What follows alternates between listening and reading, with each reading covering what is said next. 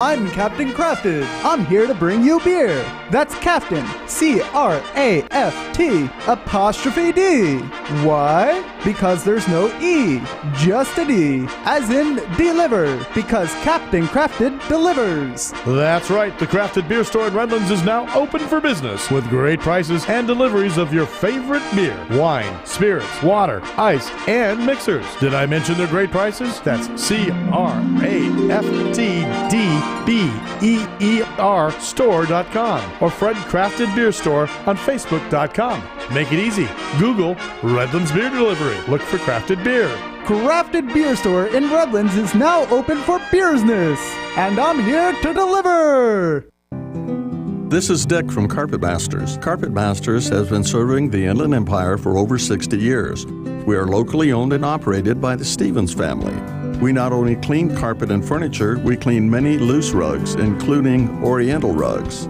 Oriental rugs are cleaned in our modern facility where the fringes are cleaned by hand, then hung in our modern facility to dry. We do not use steam cleaning to clean your fine furniture. Furniture is cleaned by hand using the same absorption cleaning used in the White House. Some furniture we bring into our plant to clean properly. We normally use 2 men on each cleaning job using the extraction method. There is nothing that will clean carpet better for our customers. Our job is to clean properly with quality first. Google Carpet Masters San Bernardino and give us a call, or go to carpetmasterssocal.com.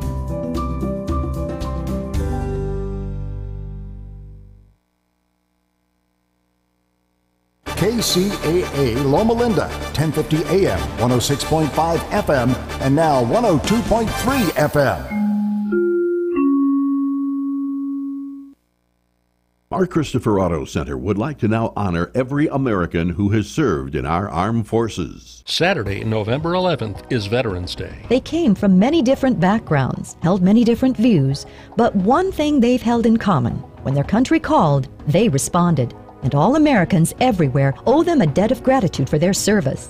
On November 11th, we salute America's veterans, and we thank those who are serving their country even today.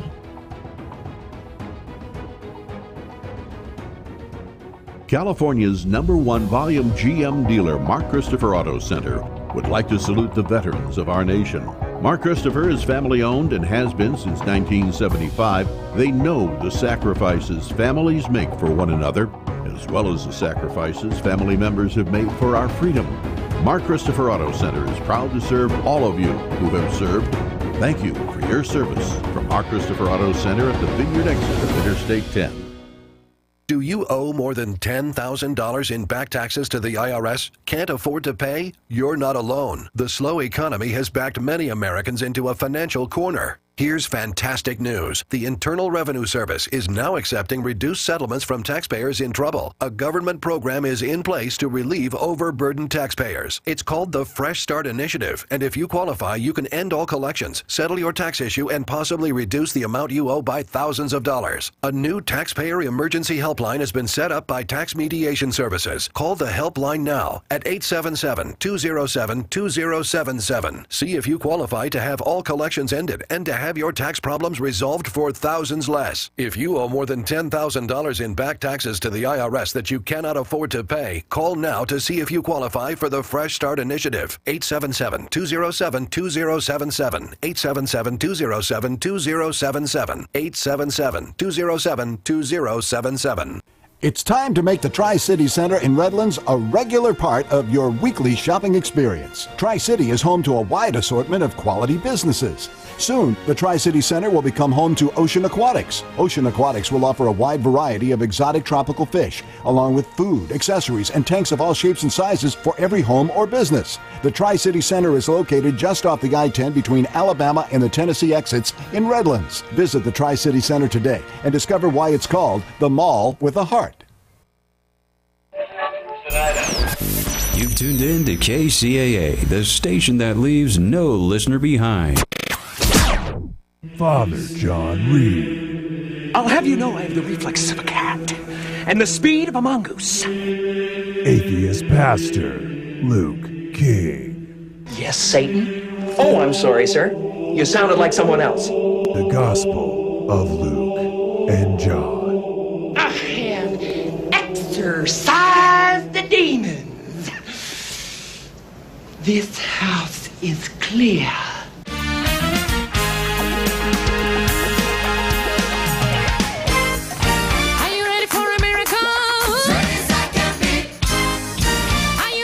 KCAA 1050 AM, 102.3 FM, and 106.5 FM, and online at kcaaradio.com. This is the Gospel of Luke and John. My name is Luke King, and I am your atheist pastor, alongside Father John Reed, everyone's favorite Orthodox priest. You can follow us on Facebook just by going to the Gospel of Luke and John, or Instagram at Luke John Gospel. That's Luke John Gospel. Submit your questions there. Our producer Tammy is monitoring those platforms, and she will get your questions right to us. You can also check out our website, by the way. It is finally up and running. Go to gospeloflukeandjohn.com, gospeloflukeandjohn.com. There you will find our contact info, our address, mine and John's email address. You'll find our past shows, and you'll also find out a little bit more about John and I. Hooray. And you can also call us, 909-792-5222. Again, 909-792-5222.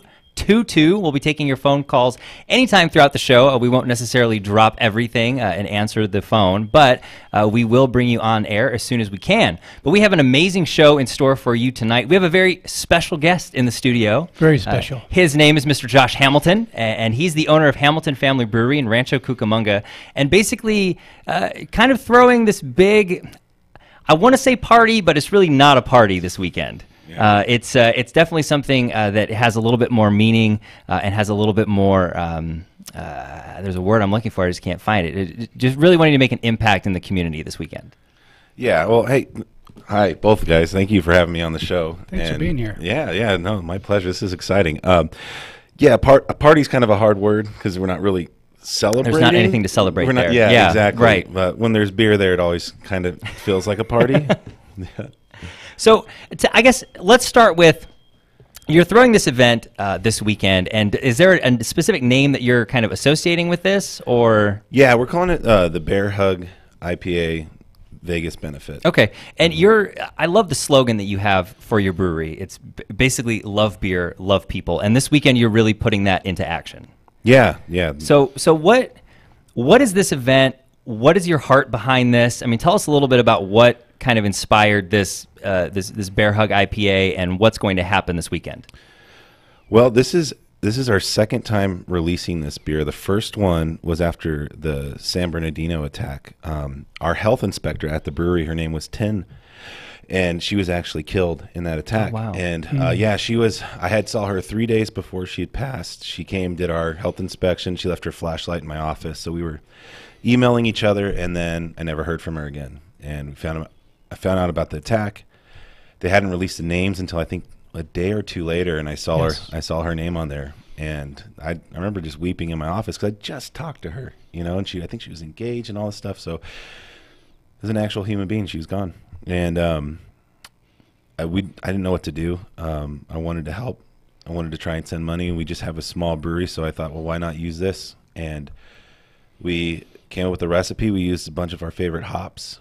We called the beer Bear Hug IPA because I felt like everybody in California had felt this. And so we have the logo of the bear hugging the San Bernardino County Shield, and we put that on bottles and raised a bunch of money. We're able to send it to the families affected by it. So beautiful. Yeah, so you fast forward, gosh, not that long, like, a year or so later, and driving into work on Monday, and I'm hearing stuff on the news when I'm dropping the kids off at school, and just in the short distance from my drive from my house to my brewery, the death toll and the wounded count just kept climbing within 10 minutes. Like, it went something from like 20 people killed to 40 to then I think it was like 50 or something, and then 200 wounded to 300 to 400. I remember pulling up and just like I couldn't get out of my car.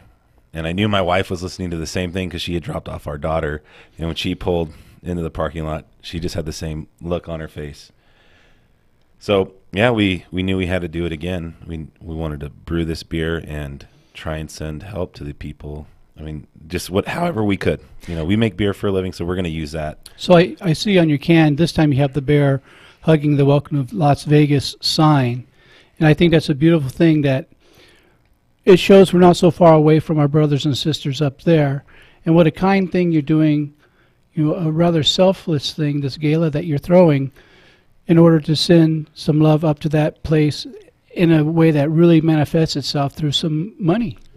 Yeah, we're going to take 100% of the profits from this beer is going to be going to a charity organization. We looked into, there's quite a few out there, and my wife has all the information in case anyone's curious. We're going to one where they set up a separate fund where there's no administrative costs being taken out or anything. So every dollar spent on this beer, all the profit of that is going to go actually to the victims' families. So. Well, and we talked about this the very first show that we did, that events like this happen and then life moves on, and there are so many people that are still left picking up the pieces, and there's still grief that's happening, and there's still need that is happening. And I know for me, I felt so helpless that Monday morning when I was just sitting there, like, yes, because it hit close to home. It was in Vegas, but there were so many Southern California people that were there, and it hit so close to home that this is a great opportunity for anybody that still feels like, I want to do something. Yeah. It's an opportunity, at least for the community, to gather, to try to, for lack of, enjoy yourself even when you're trying to help someone go through a tragedy. Yes. And that's one great thing about this event too, because if that's you guys listening and you want to help and you want to do something, what an easy way to do something. Because what you do is you come to my brewery, you listen to live music, eat delicious food, and drink really good beer, and you're helping people. Oh my goodness. Now that's the triple threat. Let's right there. say people wanted to go to your brewery. How do they get there? Most people drive there. No, it's in Rancho. You can take the Uber helicopter. Yeah, you can call the Uber helicopter, and you can get to Hamilton Family Brewery in Rancho. Yes, we're in Rancho Cucamonga on Archibald and 7th Street. Just Google it, type our name in, and we'll pop right up. We'll get you there. Well, I have another question for you, because Sure. I have a number of friends that don't drink alcohol. They're allergic to it. We have some non-alcoholic beverages as well, so they can come participate, maybe make some donations. Absolutely, yeah. We'll have Coke, Diet Coke, and water.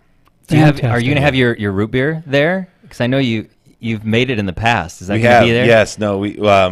No, it won't be.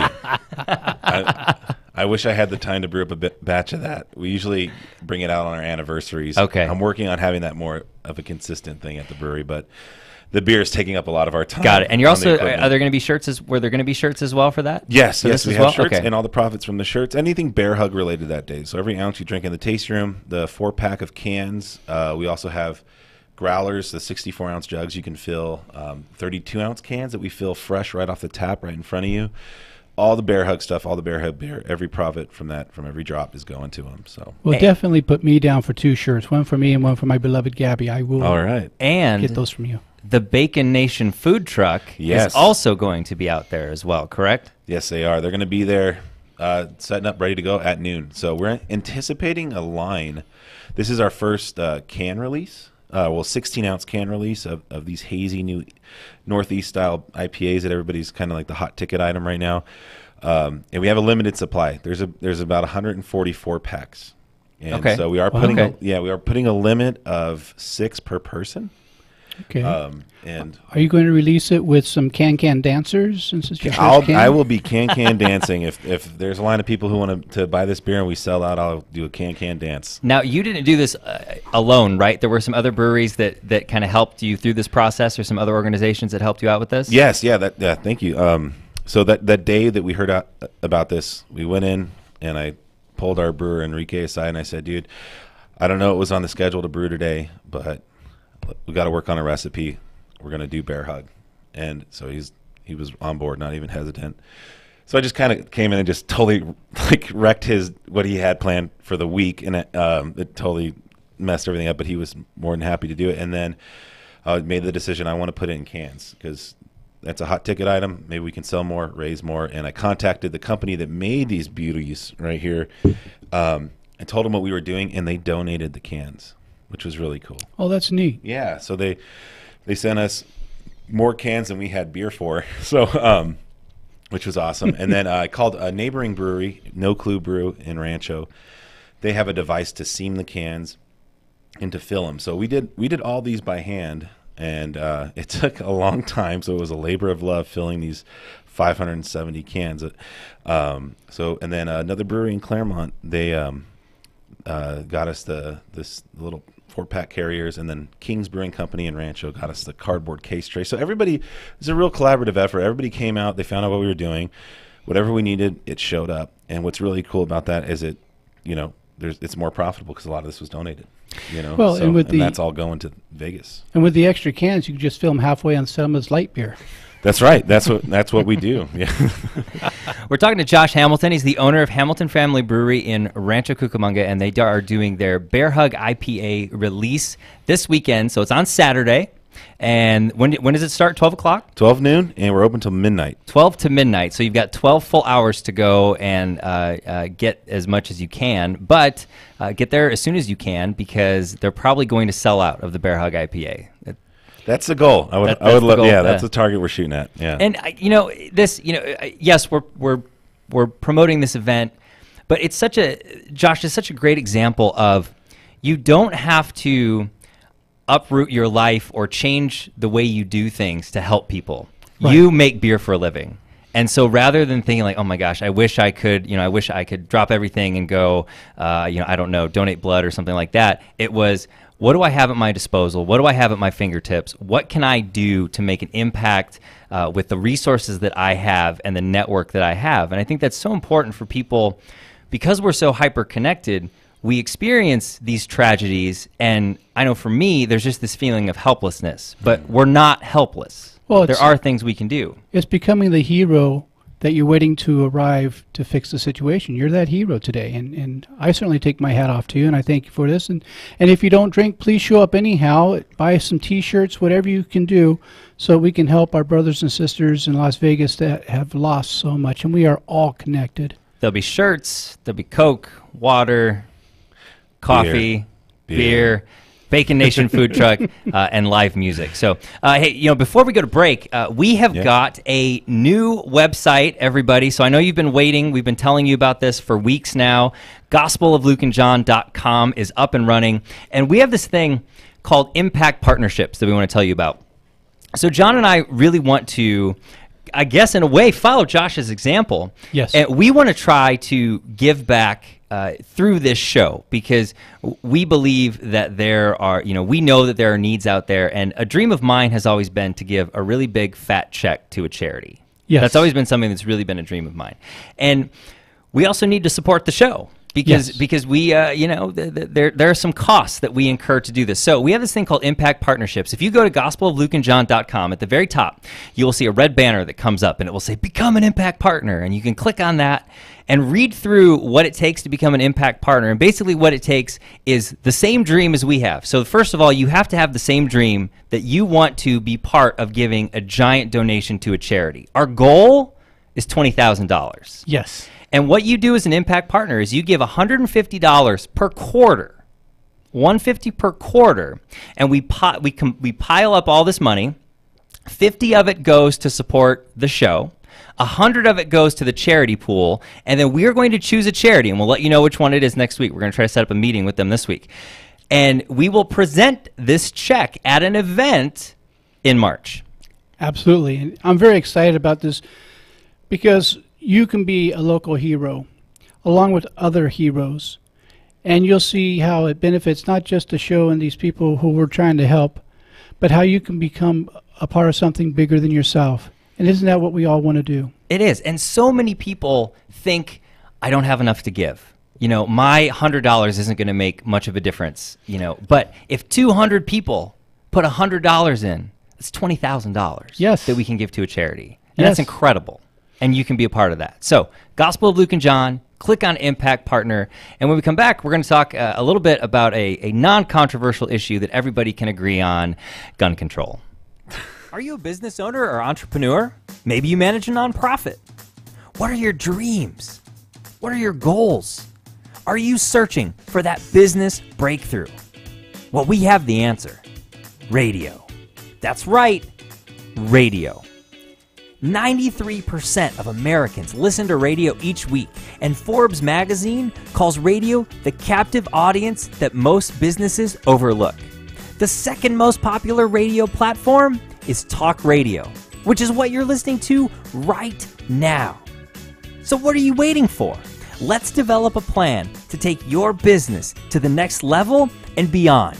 Go to lucascking.com and fill out the form. It's really simple. It'll pop right up when you get there. And I'll get back to you within 24 hours to set up a time for us to talk. That's lucascking.com. Lucas C, as in Carl, King.com.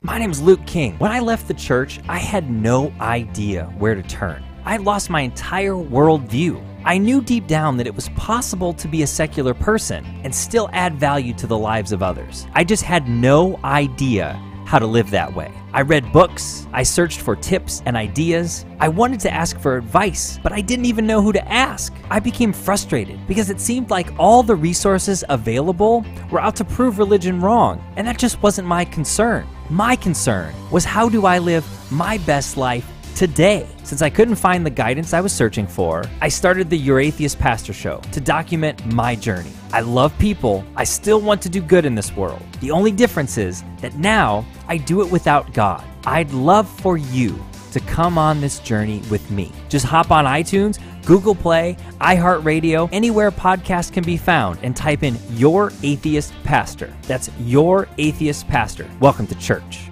Do you owe more than $10,000 in back taxes to the IRS? Can't afford to pay? You're not alone. The slow economy has backed many Americans into a financial corner. Here's fantastic news. The Internal Revenue Service is now accepting reduced settlements from taxpayers in trouble. A government program is in place to relieve overburdened taxpayers. It's called the Fresh Start Initiative, and if you qualify, you can end all collections, settle your tax issue, and possibly reduce the amount you owe by thousands of dollars. A new taxpayer emergency helpline has been set up by Tax Mediation Services. Call the helpline now at 877-207-2077. See if you qualify to have all collections ended and to have your tax problems resolved for thousands less. If you owe more than $10,000 in back taxes to the IRS that you cannot afford to pay, call now to see if you qualify for the Fresh Start Initiative. 877-207-2077. 877-207-2077. 877-207-2077. When my time comes around, lay me gently in the cold dark earth. KCAA 1050 AM, 102.3 FM, and 106.5 FM, and online at kcaaradio.com. If you're just tuning in, hey, jump on Instagram and you can check out the live video that we just did with Josh Hamilton, owner of Hamilton Family Brewery in Rancho Cucamonga. They're doing their Bear Hug IPA release this weekend to support the victims of the Las Vegas shooting. All the proceeds from the sale of the beer are going to go to that. So if you can turn out, please turn out. All right. And, you know, we have an event coming up the Wednesday after Thanksgiving. That's the 29th of November. We're doing a grief recovery workshop, an evening on grief.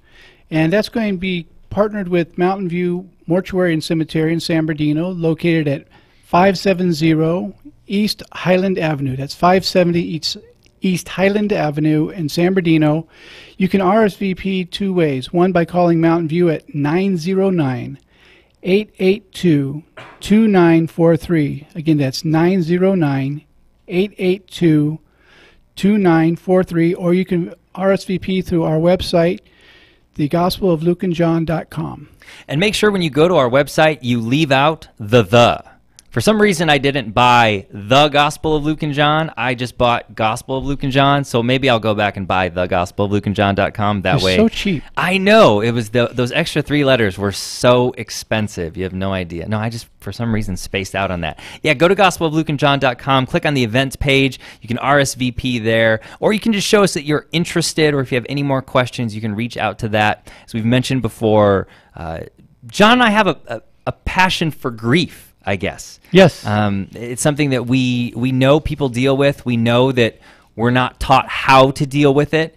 And we experience, human beings experience loss. And we're taught to just kind of grin and bear it, or push your feelings down, or, cry some other time. Well, and right now we're going through community grief with all the shootings we've had in Texas, Las Vegas, all around the place, throughout this country. And if you're not affected by that in one way or another, that's pretty cold. You're turned off. Well, and it's so hard to be.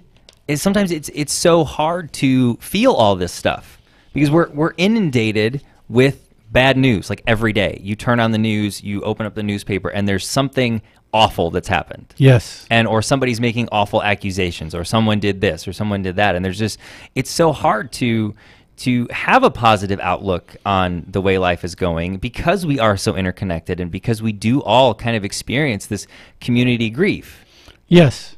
So, speaking of all the shootings that have taken place, this is something that we really wanted to talk about because we like to talk about religion and we like to talk about theology and philosophy and all those kinds of things, but we also really want to dive into some of the real issues and come at it from, our religious perspectives or non-religious perspectives. And guns are such a hot button issue. Yes. It's not. The minute you mention guns, guns and abortion are kind of the two most hot button issues you could ever discuss. Yes, and yet politically nothing's ever done about either one of them because they don't want to change because these are hot button issues that stir people up every time. And so if you do something about them, you can't use them anymore. And that's a shame because we're really having some real grief take place in our country because we can't have a civil conversation with just reasonable people getting out of who's right and into what's right. Well, and we were talking off air with Josh before things started, and it really went to show how complicated this issue can be, even when cool-headed people get together and try to discuss the issue. So before we dive into our opinions, it's really important because you're still getting to know us and we're still getting to know you. It's really important for you to understand where John and I are coming from our perspectives with guns, because it might surprise you kind of our history and our background. So I grew up on a dairy farm where we hunted during the winter. And when I say we, I hesitate to say we because I went deer hunting one time. I shot one deer, and it was so much work that I never wanted to do it again. But the first day of deer season was virtually a holiday where I grew up. People took off school, so it was really great to be in school the first day of deer season because you didn't do anything. Tests were postponed and things like that. But I went through hunter safety course. I grew up around guns my entire life. Yes. And I didn't realize that people felt that guns were bad until I moved to Southern California. Okay. And that was the first time I really experienced people who were afraid of guns. Wow. And so it was a really surprising thing for me, and I think that's the first point, is that where you are in the country can dramatically affect the way you view the idea of firearms. I think that's quite true. Because if I was in Michigan and two people rolled up in camouflage pants and a camouflage shirt and they had a gun thrown over their shoulder and it was November, I would think, oh, it's deer season. Okay. But if I was here in Southern California and two guys in camouflage pants rolled up and they had a shotgun slung over their shoulder, I'd be a little nervous. Well, yeah, I would say 211. So that's kind of my, that's a little bit of my background, and John, your background in this whole thing. Well, I've been around firearms off and on my whole life. I worked for a couple years in law enforcement. I taught for 5 years at a police academy. So I'm not afraid of firearms. What I'm afraid of is firearms that aren't reasonable. Case in point, your best weapon, if you are going to have a home defense gun, is a shotgun. Why do I say that? Many firearms that are 9mm, that's a round that travels at over 1,200 feet per second. That's a fast-moving projectile, and it doesn't stop when it hits the target. In fact, it can go in an apartment complex through 2 different walls before it stops. Well, and even in southern Michigan, you couldn't hunt with a rifle until recently. I think it was 2014 they passed a law that allowed you to be able to hunt deer with certain kinds of rifles because the concentration of hunters was so great in southern Michigan that if you were to shoot a deer with a rifle and miss, you could potentially hit the guy a mile away from you. Yes. And again, I'm not against someone having a weapon to defend their home, but I don't think you need to spray the wall with 200 rounds and hurt other people in the same house as you that you're trying to protect. In fact, more people get harmed by the weapon that they bought to defend their house than by the person who's breaking in. Well, and growing up in southern Michigan, I completely understand why people say they need a gun for self-defense. Sure. Because where I grew up, if you called the police, it took them anywhere from 45 minutes to 2 hours to get out to the house. And I believe, last time I talked to my parents, I don't know if this is still the case, but Michigan was so broke that the nearest state police post was closed from midnight to 6 a.m. because they didn't have the money to keep it open. So if you had to call the police, it had to route through the county sheriff, and then they had to come out. So in a situation like that, I can understand why you might say that you need a gun for self-defense. Sure, and I think that's reasonable. But I think if we're going to be reasonable, I'd like you to consider a couple of things. For you to operate a motor vehicle, you have to go through driver's training. You have to take a test to show that you're competent behind the wheel, which driving to California, I'm not sure how good that testing's doing, to be honest with you. It took me over an hour and a half to get from Claremont to Redlands tonight. Oh, it takes a while sometimes, yeah. Yes, and by the way, just a quick thank you to Emma over at the restaurant here who got us food fast so that I could be here and my sugar not drop for my diabetes, so thank you. Well, and speaking of driving in Southern California, four-way stops just confuse people like nobody's business. If you pull up to a stoplight and that stoplight is off, everybody pulls up and just looks at you like they have absolutely no idea what to do. And left turns, right turns, I mean, it's a nightmare. It's an absolute nightmare. I guess I forget to tell them it is a standing stop sign.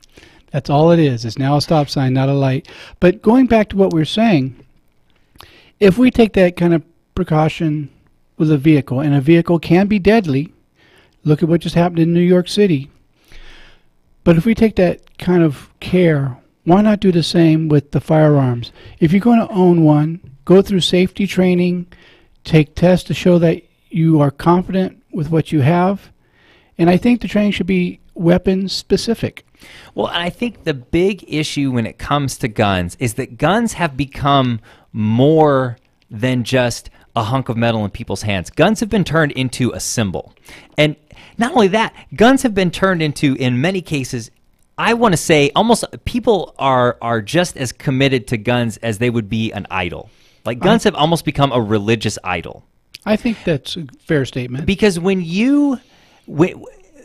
of the reasons that it's so hard to even have this discussion is because when you even mention the word regulation and guns, you have to choose, like you have to be 100% for or 100% against. There's no discussion in the middle. And that's a shame. There's no room to have a conversation of saying, is it possible to limit this? Is it possible to put restrictions in certain areas? Is it possible to require permitting? But then somebody would hear what you said about permitting and they would be like, I don't need a permit. It's my right. It's my right to be able to do this.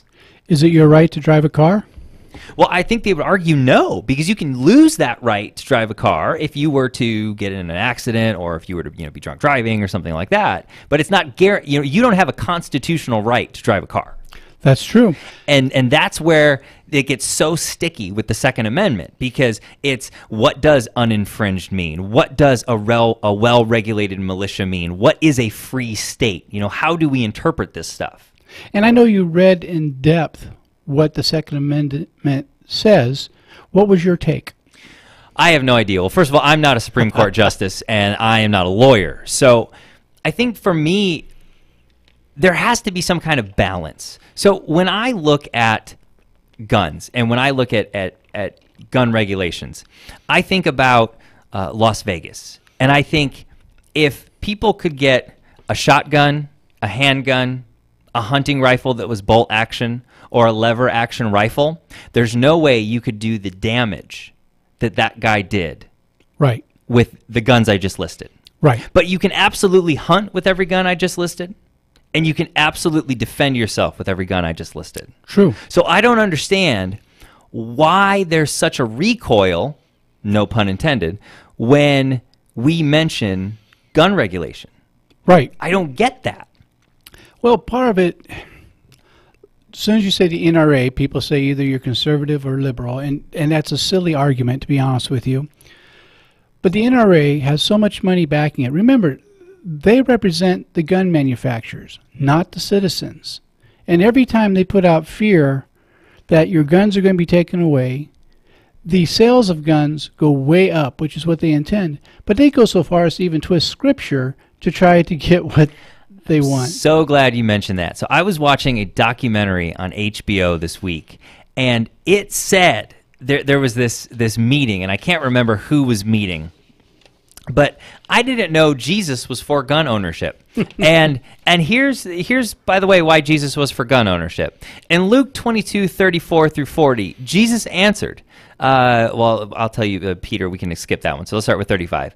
So Jesus asked them, when I sent you without a purse, bag, or sandals, did you lack anything? And nothing, they answered. But he said to them, but now if you have a purse, take it, and also a bag. And if you don't have a sword, sell your cloak and buy one.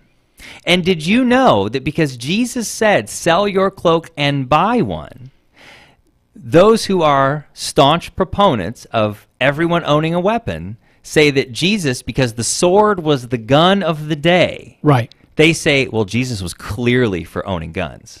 And I can dispute that. Every commentary that I checked, starting with the Jerome commentary, which is the official commentary of the Roman Catholic Church and is used by many Orthodox, many Lutherans, and many other seminarians, along with a few other commentaries, are all aligned in the fact that he was speaking figuratively, not literally. And what he was saying is you want to be prepared for anything that comes up. And the fact that when there was a violent encounter in the Garden of Gethsemane, he not only told his disciple to put the sword away, but he put the ear back on the centurion whose ear had been cut off. He said, he who lives by the sword shall die by the sword. He made it real clear he was non-violent. Well, and I read one commentary that said that Jesus actually supported owning a sword for self-defense. How do you feel about that? That was a commentary I ran across. Well, it was the NRA Bible commentary. I was going to say, I didn't run across that. But there were several commentaries that did bring up potentially using it for self-defense and not for aggression. But even if that's the case, it doesn't make sense for Jesus to be for gun ownership for self-defense because of that whole turn the other cheek thing. That's what I was just going to bring up. Because that, and the whole love your enemies thing. Exactly. Now, the next thing that they'll want to bring up is that he took cords and made whips in the temple and drove out the money changers and such. But there's a reason why he did that. Because what they were doing is the other people who were supposed to be able to pray in the synagogue, some of the Samaritans and such, they were blocking where they were allowed to pray. And that's what he was upset about. And so he was telling them, stop making a marketplace out of my Father's temple. And it predicted this in Ezekiel, that this was going to happen, that he would be zealous like this, that this was going to come down. So read Ezekiel and you'll see it predicted this ahead of time. But it wasn't about being violent. He didn't have an anger issue. He was very upset because he's human, just like we're human. Thank goodness he's both human and divine. And he didn't like the fact that people were putting a price tag to have a relationship with God. But funny, 2,000 years later, aren't we doing the same thing? Pretty much. If you want to join the conversation, 909-792-5222, 909-792-5222, 909-792-KCAA. You can go to our website, by the way, Gospel of Luke and John. I just need to buy the other one. gospeloflukeandjohn.com. There you can learn more about becoming impact partners, because we want to make an impact on our community, and the way we do that is by a bunch of us getting together and donating $150 per quarter so that we can give, hopefully, a $20,000 check away in March. And also, don't forget to go to Amazon.com and get your own copy of my book, Close Your Eyes So You Can See Me, because part of that purchase price does go to help pay for our airtime. When we come back, how we can solve this entire gun crisis. Are you a business owner or entrepreneur? Maybe you manage a nonprofit. What are your dreams? What are your goals? Are you searching for that business breakthrough? Well, we have the answer. Radio. That's right, radio. 93% of Americans listen to radio each week, and Forbes magazine calls radio the captive audience that most businesses overlook. The second most popular radio platform is talk radio, which is what you're listening to right now. So what are you waiting for? Let's develop a plan to take your business to the next level and beyond. Go to lucascking.com and fill out the form. It's really simple. It'll pop right up when you get there. And I'll get back to you within 24 hours to set up a time for us to talk. That's lucascking.com. Lucas C, as in Carl, King.com. If you're suffering from aches and pains, it's time to try Arbovitae Health and Wellness Dietary Supplement. Arbovitae contains pycnogenol, the most powerful, natural anti-inflammatory and antioxidant available, which is nature's way to support the immune system. Let Arbovitae help your body restore itself today.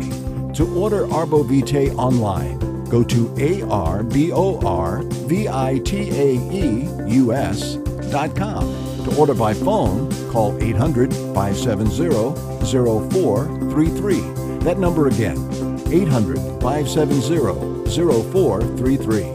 Arbovitae is proud to sponsor Fish Talk Radio. Check out the show on Facebook or visit the Fish Talk website at fishtalkradio.com. The first caller will receive a 30-day supply of Arbovitae with no obligation, so call now, 800-570-0433. If I die young, bury me in satin, lay me down on a bed of roses, sink me in the river. KCAA 1050 AM, 102.3 FM and 106.5 FM, and online at kcaaradio.com. This is the Gospel of Luke and John. My name is Luke King. I'm your atheist pastor alongside Father John Reed, everyone's favorite Orthodox priest. If you'd like to join the conversation, 909-792-5222. I was going to call the KCAA one, but with my dyslexia, I kept getting the A's backwards. So, how do we solve the gun problem, John? That's a really good question. Why you would throw it on me, I have no idea. You know, honestly, I don't even like chicken. Honestly, I don't know if we can.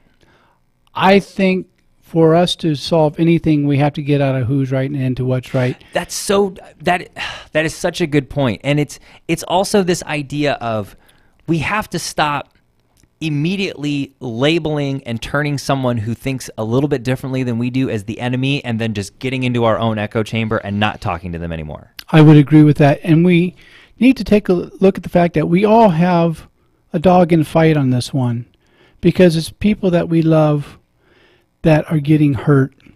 And we're not going to wipe it all out. But that's like saying because we can't wipe out every case of flu, we shouldn't get a flu shot. Well, and what I don't understand is why we're so quick to change so many things about our culture when something happens one time. So when when the guy rented the Home Depot truck in New York, yes, as soon as that happened, people are like, we need to look into the procedures for renting a truck. Why are things so lax to rent a truck? We need to tighten this down. We need to be able to do, what can we do to prevent this? People always ask, what can we do to prevent this kind of attack from ever happening again? But when something happens with a gun, price of freedom.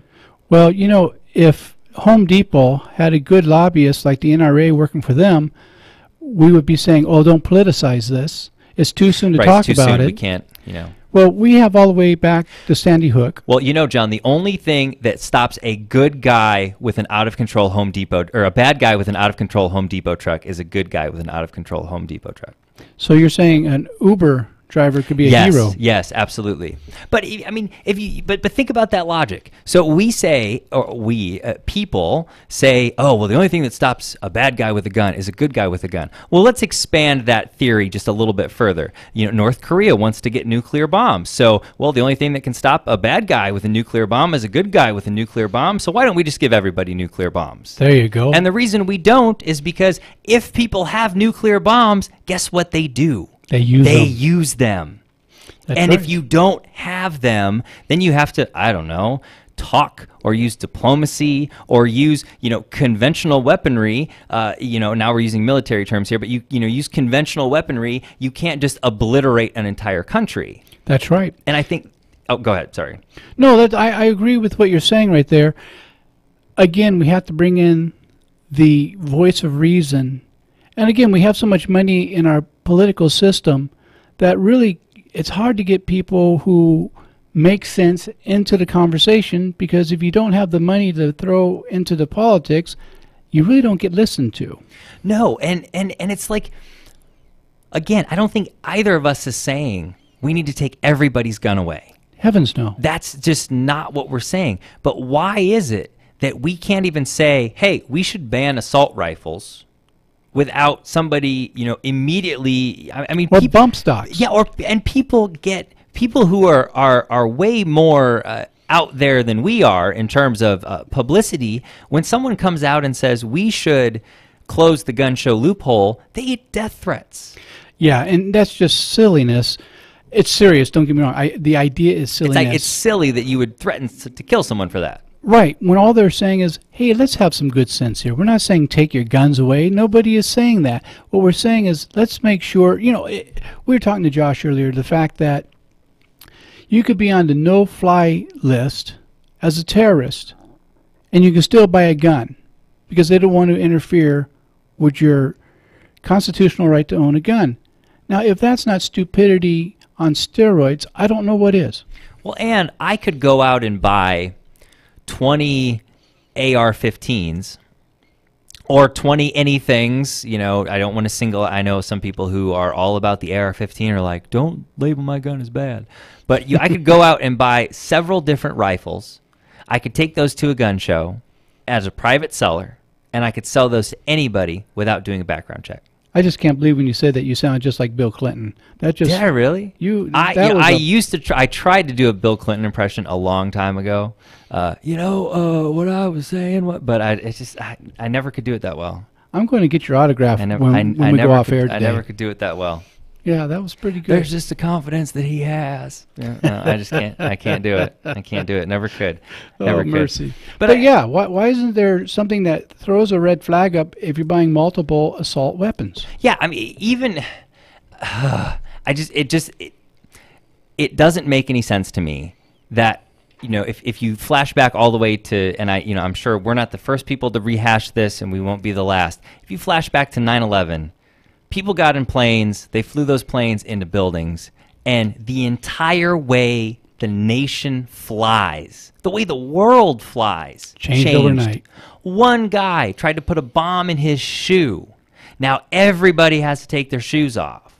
One guy put a bomb in his underwear. I was waiting for you to get to that. Now everybody has to go through an X-ray machine. That's right. One person. One person. Several mass shootings have happened over this year. This year. Price of freedom. Price of freedom. And I think at that point you really have given up your freedom, because you've given up the freedom to be safe. So, what, is there a solution to this? I mean, is there something that you think that we will get to in this country, or is this just kind of the way we're living now? I've heard people say that. Well, this is just the world we live in. I mean, is that really where we are? I don't think so. I think what we can do is, the old expression, the only thing evil needs to win is for good people to do nothing. I think we have enough good people in this country with good sense.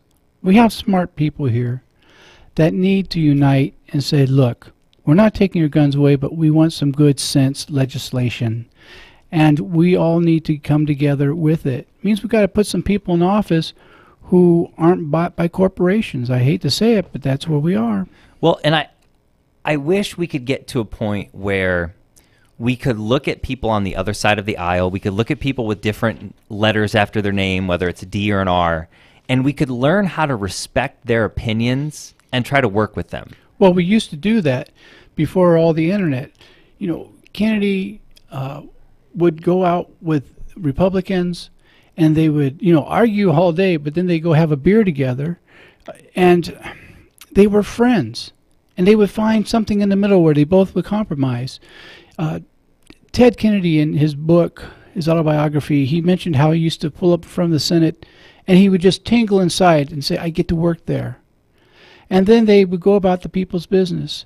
He says, but now you have 72 people who help you, who send nasty emails to one another, and nobody talks anymore. He says it's become the loneliest place on earth.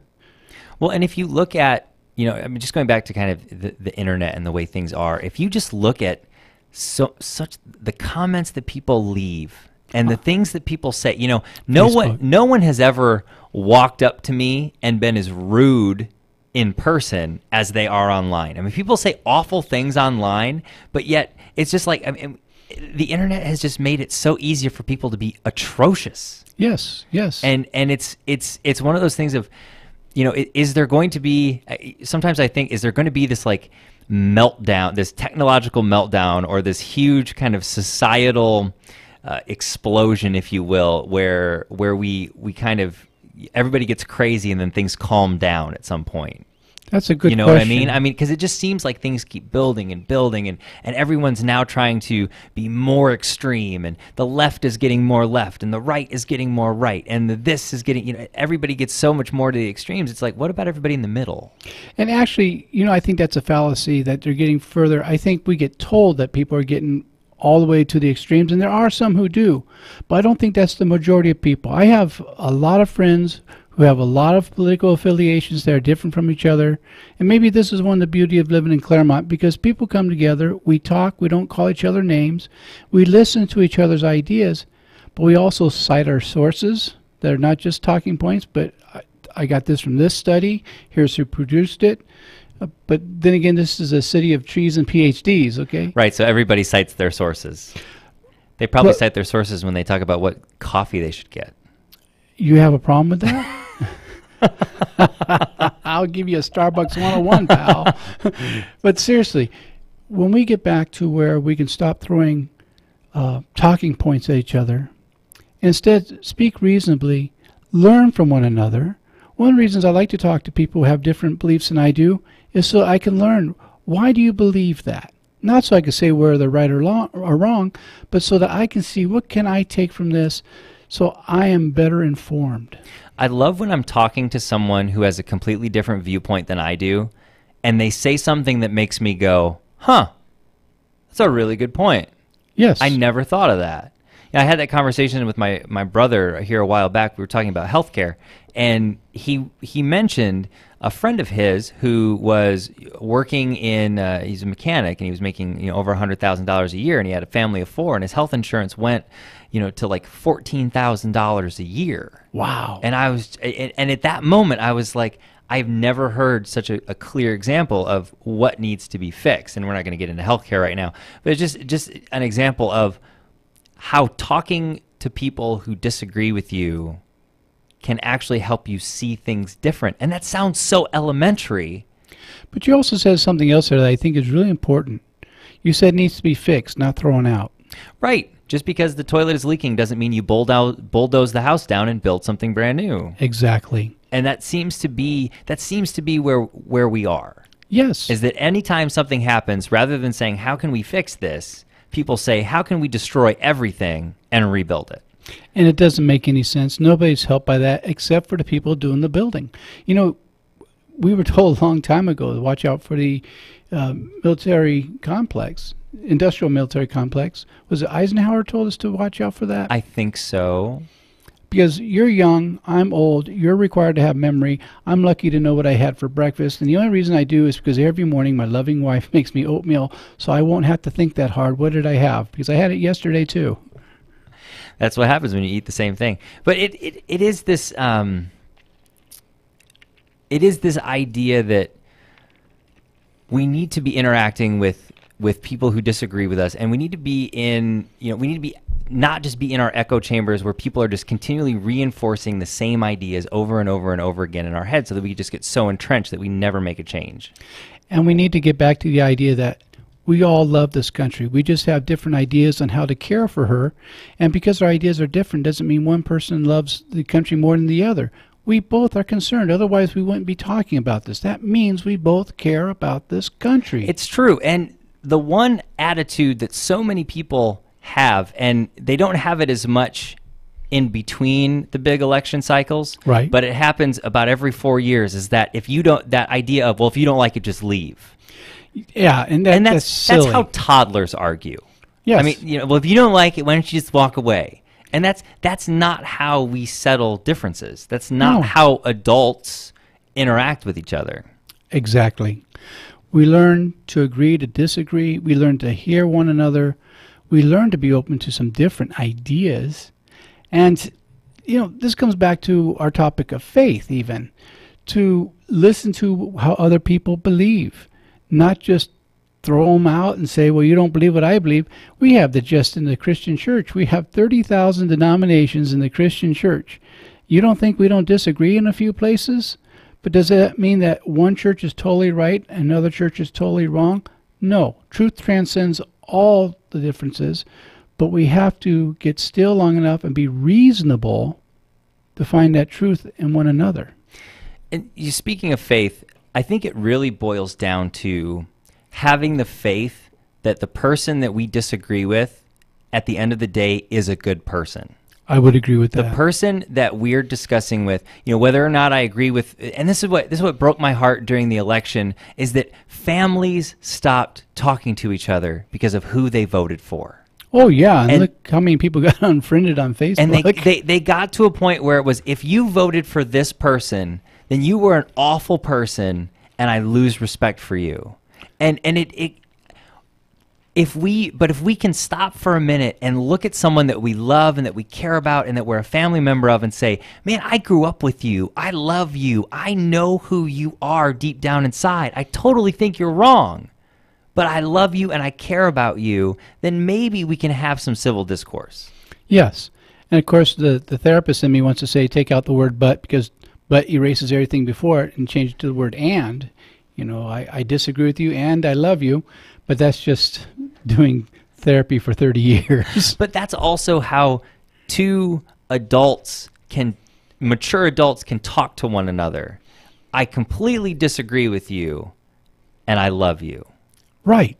And I think if we could do that, then man, maybe the world would just be a little bit better. I believe it can be. And just like the song says, let it begin with me. Yeah. You have control over how you respond to people. I say it over and over again. Be that hero that you're waiting to have arrive to fix the situation. I'm reminded of an old story about this guy who talks to God every day, and he's complaining to God. Look at all these hungry people. Look at these wars. Look at all the violence. People are having a difficult time. You're God. Why don't you do something about it? Well, God was quiet that entire day and quiet that night. And the next day, God says to him, I did do something. I made you. If you enjoy what you're hearing on this show, please go to our website, gospeloflukeandjohn.com. Once you get there, you can listen to our past shows. You can find mine and John's email address. You can find our mailing address. You can fill out a little form and email us and give us any comments or questions that you might have. If you're around the Rancho Cucamonga area, or you're not, and you want to make a little bit of a drive on Saturday, head out to Hamilton Family Brewery. Say hi to Josh. Tell him you heard him on our radio show.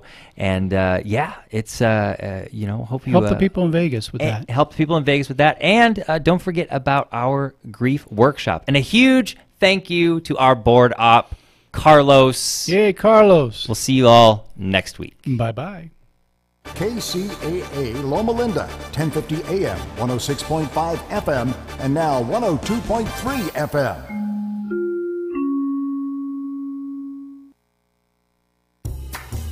This is Dick from Carpet Masters. Carpet Masters has been serving the Inland Empire for over 55 years. Carpet Masters uses extraction cleaning for your carpet because there's no better cleaning to remove the soil from your carpet. All of our furniture cleaning is done by hand in your home or in our plant. Carpet Masters also offers dry cleaning for fine furniture. Call Carpet Masters at 793-7215. That's 793-7215 for Carpet Masters.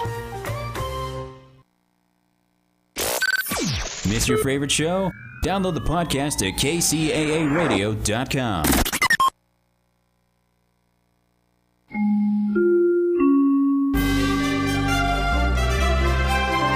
KCAA Loma Linda. Listen on 1050 AM.